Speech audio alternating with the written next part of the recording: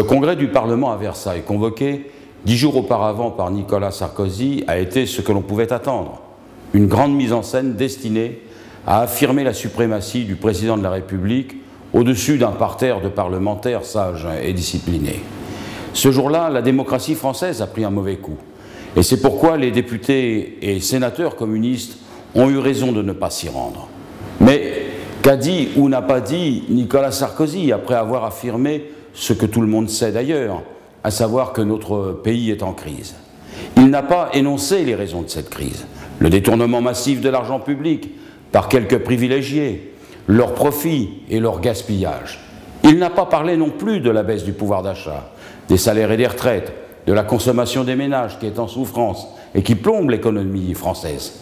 Par contre, il a annoncé l'accélération de mesures qui sont les vieilles recettes de la droite, telles que la remise en cause de la retraite à 60 ans et la réduction des dépenses et des services publics.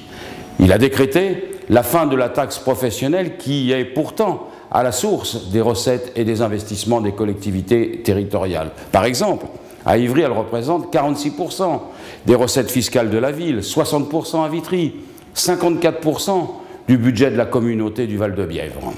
Par contre, il a dit qu'un emprunt d'État de la nation serait levé, confirmation que les caisses ont été vidées pour refinancer les banques en faillite, mais un emprunt qui constituera les dettes de demain. Enfin, il a clairement indiqué sa volonté d'en finir avec les conseils généraux et les conseils régionaux. Tout cela s'apparente à un coup de force politique de Sa Majesté impériale avec la complicité d'un Parlement qui a accepté d'abandonner ses prérogatives. Ce coup de force est un glissement de plus vers la présidentialisation du régime et un danger pour la démocratie.